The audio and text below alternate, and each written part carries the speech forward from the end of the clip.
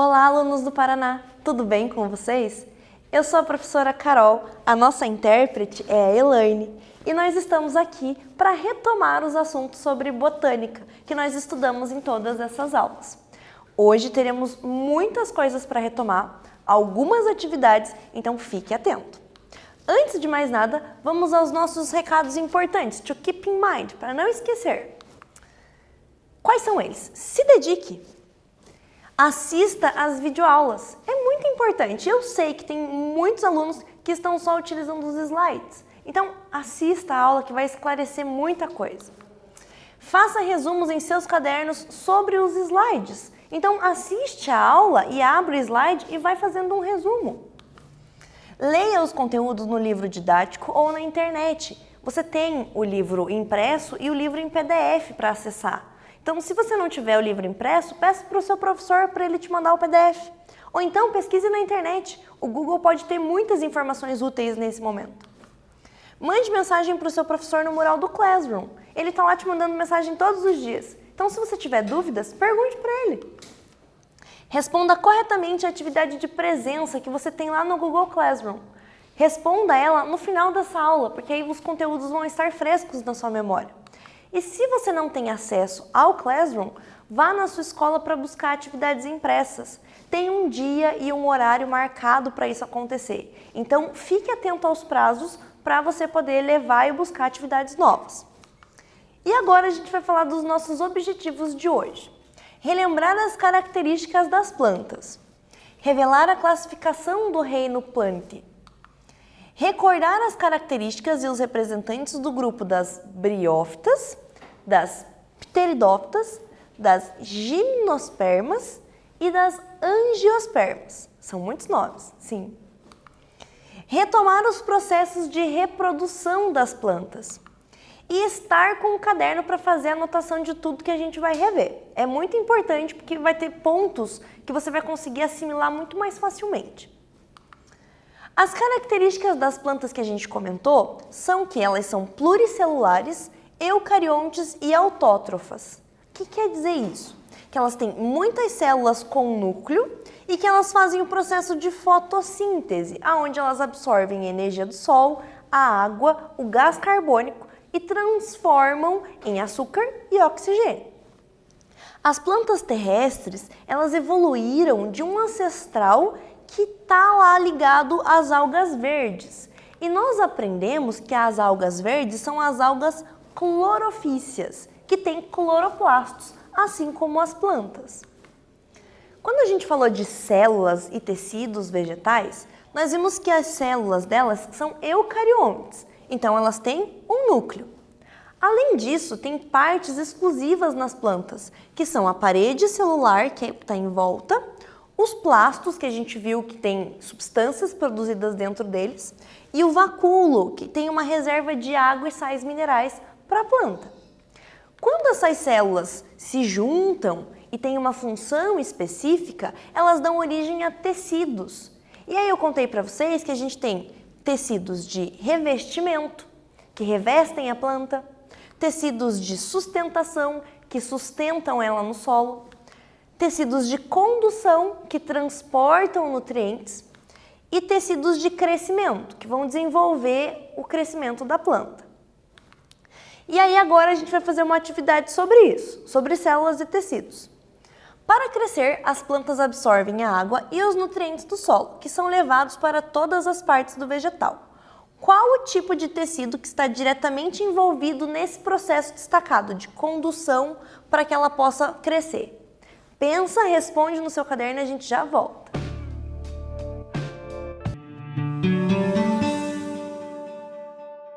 Estamos de volta e a resposta desse exercício é um pouquinho complexa. Se você não colocou todos os pontos que a gente vai falar agora, você pode complementar com as suas anotações embaixo. Quando a gente fala desse tipo de planta, as plantas que são vasculares, então a pteridófita, a gimnosperma e a angiosperma, elas têm um tecido condutor que é responsável por conduzir essa seiva dentro do corpo dela. Já as plantas avasculares, que são as briófitas, não têm tecido condutor. Então elas vão transportar água e nutrientes de uma célula para outra. Elas vão fazer esse transporte meio que manual. Uma célula vai passando e a outra vai recebendo. Diferente das vasculares que tem xilema e floema. Ok? Se você não colocou tudo isso, você pode complementar depois. Continuando, a gente vai falar dos grupos de plantas, que a gente viu que eles podem ser classificados de acordo com a presença ou a ausência de alguns fatores. Quais são eles? Tecidos condutores de seiva, sementes e frutos. A gente tem os 4 grupos aqui nas imagens, cada um deles com um representante. E a gente vai retomar um de cada vez para você refrescar a memória sobre esse assunto. Então vamos falar primeiro das briófitas. Elas são avasculares, então com relação àquela classificação, elas não têm tecidos condutores. A condução das seivas é realizada de uma célula para outra por difusão. Então elas vão passando os nutrientes e a água devagar. Essas plantas, elas não têm nem semente, nem flor e nem fruto. Elas vão se reproduzir através de esporos. E elas são formadas por estruturas simples. Você pode analisar a imagem que eu trouxe para você aqui da imagem aumentada na lupa. Ela tem uma raiz, um caule e uma folha muito primitivo, que a gente nem chama de raiz ou de folha. Quando a gente fala de pteridófitas, elas são vasculares. Elas já têm esse tecido que vai conduzir os nutrientes dentro do corpo dela. Além disso, elas têm raiz, caule e folhas, diferente das briófitas. Só que elas não apresentam flores, frutos e nem sementes. Então elas se reproduzem através de esporos. E elas conseguem ter um tamanho maior porque elas têm esse vaso para conduzir os nutrientes, ela consegue crescer mais. Vamos fazer um quiz agora sobre isso. Agora que você relembrou quem são as briófitas e pteridófitas, marque a alternativa que corresponde ao nome de uma briófita e uma pteridófita, respectivamente, nessa ordem. Então, na letra A, a gente tem musgos e hepáticas.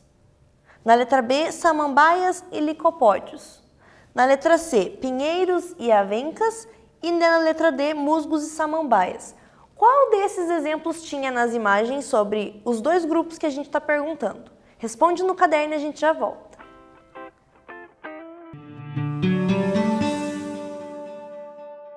Estamos de volta e para responder essa questão estava muito simples e a resposta certa era a letra D. Quando a gente fala de briófita, lembramos dos musgos. Quando a gente fala de pteridófitas, vamos lembrar das samambaias. E aí fica mais fácil de associar tudo que a gente já aprendeu.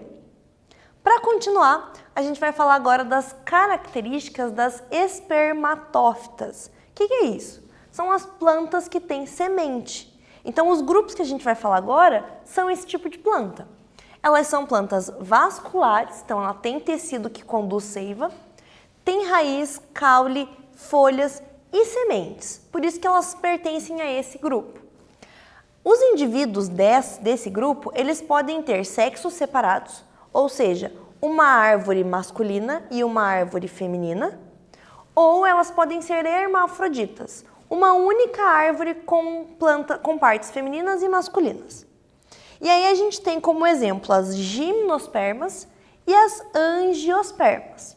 E a gente vai ver um pouquinho mais de cada um.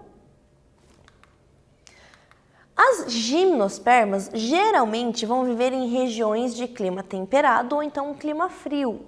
Você vai encontrar elas em lugares com esse tipo de clima. E as sementes delas são nuas, pois não tem uma produção de fruto. A gente falou na aula de gimnospermas sobre essa semente, que ela é eliminada e dispersada através do vento. E eu trouxe uma para te mostrar. Se você não lembra, volta e assiste a aula de gimnospermas que vai ficar bem fácil. As angiospermas, elas possuem sementes protegidas pelo fruto. Então é uma característica só delas ter fruto. As flores das angiospermas são as estruturas que são reprodutivas e que vão originar os frutos. Então aqui a gente tem uma flor e um princípio de um fruto de mamão, e aqui a gente tem um mamão com as sementes já desenvolvidas, que é uma característica desse grupo de plantas, que não tem nos outros. E agora vamos fazer mais uma atividade. juntos. O milho, o pinheiro do Paraná, a samambaia e o musgo são respectivamente pertencentes a qual grupo? Então analisa as alternativas e responde no seu caderno. Você pode só copiar a alternativa correta.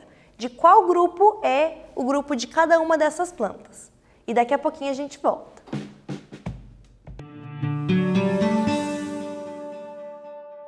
Voltamos, galera! E a resposta desse exercício é muito simples. Quando a gente fala do milho, o milho é um exemplo de angiosperma. O pinheiro, de gimnosperma. A samambaia é uma pteridófita e o musgo uma briófita. Então a resposta certa é a letra A. Muito simples. Agora a gente vai falar um pouquinho sobre as partes daquelas plantas que têm semente, dos dois grupos que a gente falou, a gimnosperma e a angiosperma.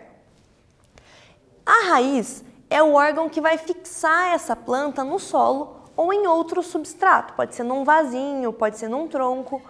E dessa parte, que é a raiz, vai se absorver água, sais minerais e gás oxigênio, que é necessário para a planta realizar a respiração celular.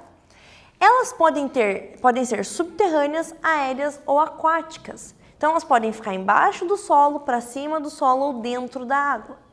Quando a gente fala de raízes na nossa alimentação, tem um grupo que são as raízes tuberosas, que armazenam substâncias. E aí a gente tem como exemplo cenoura, batata doce e beterraba, que a gente falou nas aulas sobre raízes. Então é bastante conteúdo, mas se você quiser relembrar, assista a aula sobre raízes que tem tudo detalhado.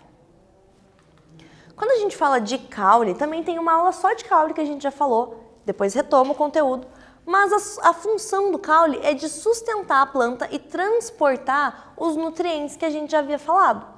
Dentro dos dois grupos que a gente está observando, eles têm vasos condutores que vão transportar essas substâncias, que são a seiva mineral e a seiva orgânica.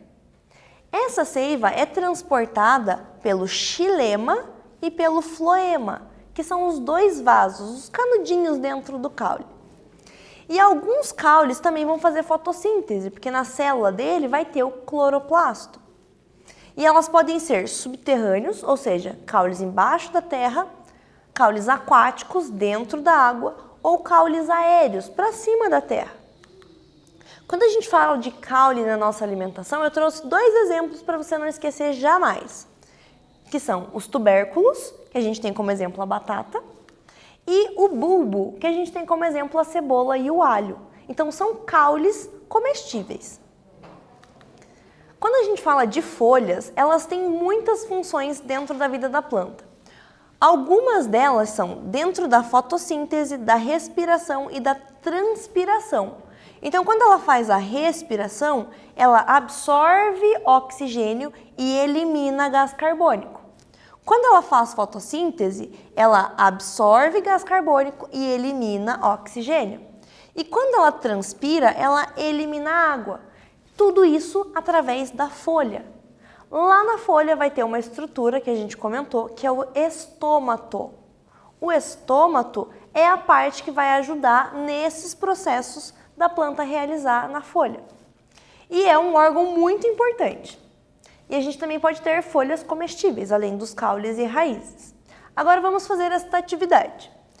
Considere uma refeição onde estão incluídos arroz branco, feijão, batata inglesa, alface e cenoura. Assinale a alternativa que representa a parte comestível dos vegetais citados, na ordem que foram apresentados. Então você vai observar as alternativas e vai me dizer o que aqueles alimentos são nas plantas. E eu já volto.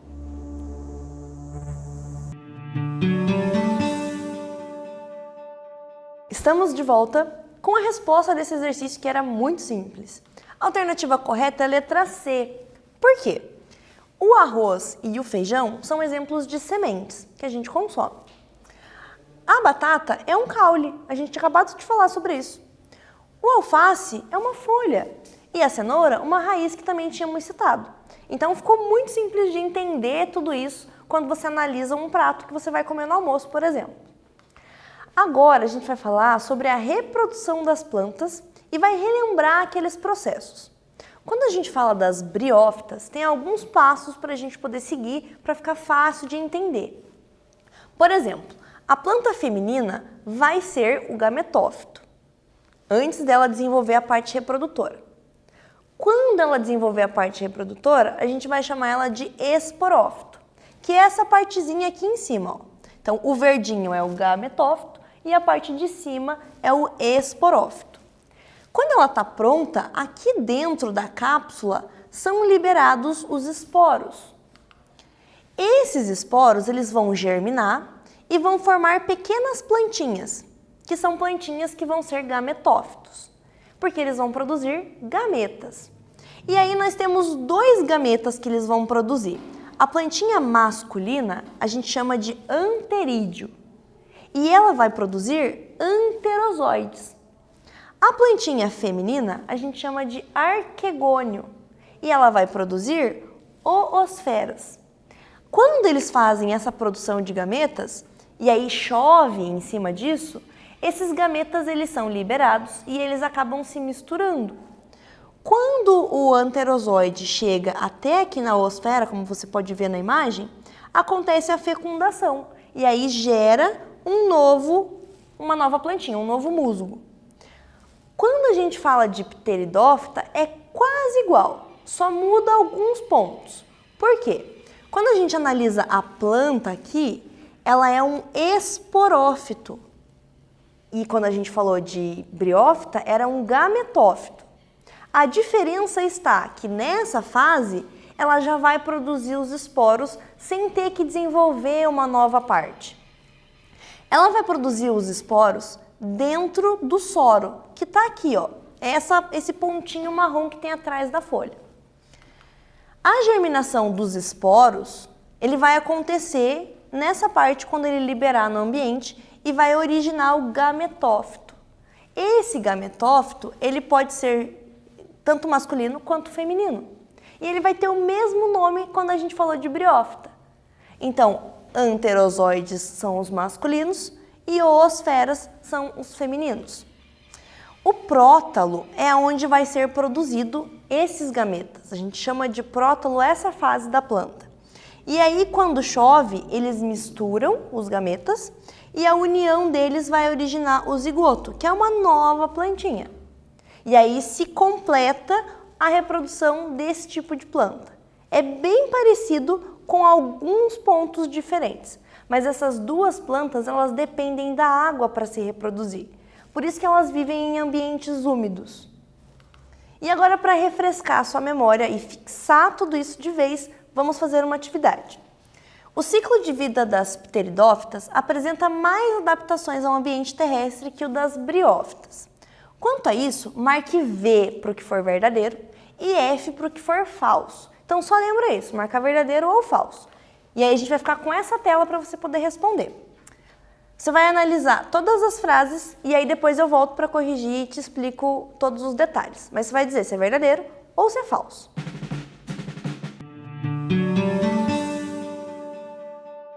Estamos de volta e eu espero que você tenha conseguido resolver no seu caderno. A gente vai acompanhar agora a resolução e eu vou explicar para você por que era falso e por que era verdadeiro. Na letra A era falso. Por quê? As briófitas estão restritas a ambientes áridos e as pteridófitas vivem em vários ambientes, pois são ricas em lignina. Na verdade, essas duas plantas elas estão restritas a ambientes úmidos e sombreados, por isso era falso. Na letra B, as pteridófitas fazem o transporte rápido da seiva, já nas briófitas o transporte é feito de célula a célula, porque as pteridófitas têm vasos condutores e as briófitas não. Na letra C era verdadeiro também. Em briófitas e pteridófitas, os gametas femininos são chamados de oosferas e os gametas masculinos são anterozoides. Então, os nomes são os mesmos para os dois grupos de plantas. E a letra D também era verdadeira. As pteridófitas apresentam um ciclo de vida com geração esporofítica bem desenvolvida. Então, ela vai produzir mais esporos durante a vida dela do que gametas. Por isso que tem esse nome. Bem fácil, galera, para fixar tudo aquilo que a gente já reforçou. Agora a gente vai falar de reprodução de gimnosperma, que são os pinheiros que a gente havia comentado. Os estróbilos são as estruturas reprodutivas desse grupo. Quem são os estróbilos? São essas estruturas que estão aqui na imagem. Quando a gente fala de araucária, a gente pode chamar esse tipo de estróbilo de pinha.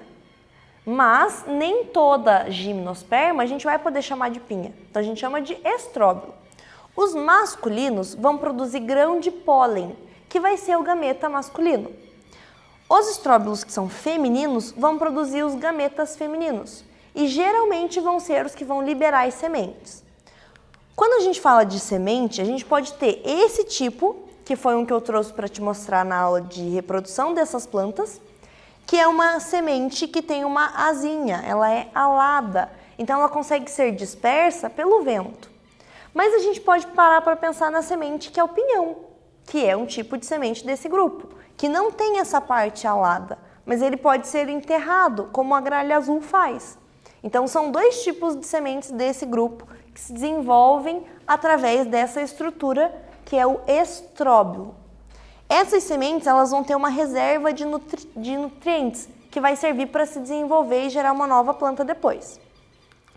Assim como quando a gente for falar das sementes de angiospermas, mas vamos por partes. Na reprodução de angiosperma, elas vão ter uma estrutura que é a flor, que vai ser responsável por essa reprodução. As principais partes de uma flor, eu coloquei colorido, que é para você olhar na imagem e saber do que a gente está falando. Então, o cálice é essa partezinha das folhas que estão embaixo das pétalas, que a gente vai chamar de sépala. A corola é a parte colorida, então é o conjunto das pétalas. O androceu é o conjunto de estruturas reprodutoras masculinas, por isso que está em amarelo aqui, ó. E o gineceu é o conjunto de estruturas reprodutoras femininas, por isso que está igual a cor do desenho. Então é fácil, se você fizer o desenho no seu caderno, e passar uma canetinha, um marca-texto, um lápis de cor e fazer essa marcação. Como que acontece a reprodução desse grupo? A parte masculina da flor vai produzir grão de pólen e ele vai ficar aqui, ó, na pontinha que se chama antera.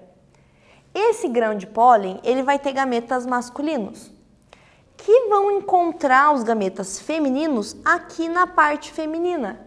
E aí eles vão fazer a fecundação para gerar um novo tipo de planta. Tanto gimnosperma quanto angiosperma não dependem da água para se reproduzir, diferente dos outros dois grupos que a gente já viu antes. Quando a gente fala da semente e da angiosperma, elas se formam da união dos dois gametas. E aí vão formar um embrião e uma semente. O embrião sempre está dentro da semente. E aí ele vai dar origem a uma nova planta. Dependendo do grupo de planta, a gente consegue analisar se ela é monocotiledônea, ou seja, com um cotilédone só, ou eudicotiledônea, com 2 cotilédones. Ou seja, são reservas de nutrientes para essa semente, para ela poder desenvolver o embrião que está ali dentro. E a gente consegue separar dentro desse grupo outras classificações. Mas agora vamos fazer um quiz sobre tudo isso para fixar. Dizemos que as gimnospermas e as angiospermas conseguiram definitivamente conquistar o ambiente terrestre, uma vez que essas plantas não necessitam de água para sua fecundação.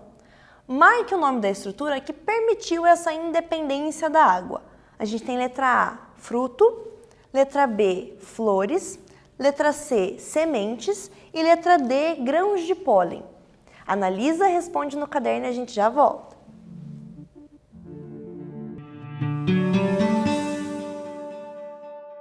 Estamos de volta, galera! E agora vamos corrigir essa atividade que era a mais fácil de todas, né? Quando a gente fala desses dois grupos, o que permitiu que eles se desenvolvessem sem a presença de água foi a presença do grão de pólen. Então, a gente só vai encontrar nos dois grupos que a gente falou agora. Nos dois primeiros não tem. Quando a gente falar de fruto, só tem fruto no último grupo de plantas que a gente estudou, que é o da angiosperma. O fruto, ele é um órgão exclusivo desse grupo que se desenvolve geralmente, não em todos os casos, mas geralmente se desenvolve do ovário da flor. Por que eu estou batendo nessa tecla? Porque a gente vai ver durante a vida acadêmica de vocês, ou até mesmo na vivência, que tem plantas que se desenvolvem de outras partes da flor. Então não se esqueça, essa é a regra, mas há exceções. E aí, após essa fecundação, o fruto ele vai ter a função de proteger as sementes e ajudar na dispersão delas. Eu trouxe para vocês aqui uma imagem de uma abobrinha, que muitas pessoas chamam de legume, de verdura, mas na verdade é um fruto. Ele se desenvolve a partir da flor e cresce, dentro dele vão ter as sementes, e aí depois você pode ajudar na dispersão através desse fruto. Quando a gente fala de frutos e sementes, dentro do grupo das gimnospermas e das angiospermas, só que gimnosperma não tem fruto, só tem semente, a gente tem que parar para pensar em dois processos que são muito importantes, que são a polinização e a dispersão. A gente já falou bastante sobre isso nas outras aulas, você pode rever para poder relembrar vários aspectos, mas no geral o que quer dizer esses dois processos? A polinização é aquele processo onde os grãos de pólen da parte masculina são levados até a parte feminina. E aí tem vários fatores que eu já vou falar para você que interferem e que ajudam nesse processo. A dispersão está relacionada a levar as sementes que foram produzidas para longe da planta que produziu. E por que tem que levar para longe? Não dá para deixar todo mundo feliz ali vivendo numa família de plantas?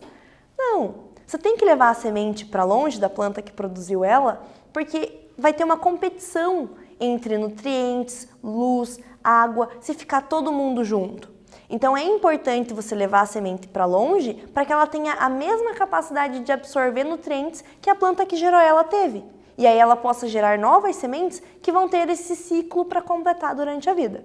Então, polinização e dispersão são dois processos fundamentais para o desenvolvimento das plantas. Quando a gente fala desses dois grupos de processos, a gente tem agentes que podem desenvolver tudo isso. E a gente já comentou sobre eles, que pode ser o vento, pode ser a água e pode ser animais. Quando eu falo animais, eu estou incluindo o homem junto nesse grupo, porque pertencemos a esse reino dos animais. E aí o vento e a água são agentes que são abióticos. Quando a gente fala lá de ecologia, a gente lembra desses dois, que são coisas do meio ambiente que vão ajudar a dispersar e polinizar.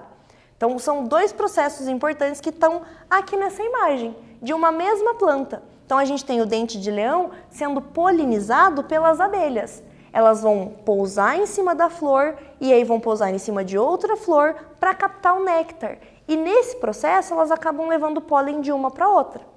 Depois, quando a planta foi fecundada e está com as sementes prontas, o vento dispersa essas sementes.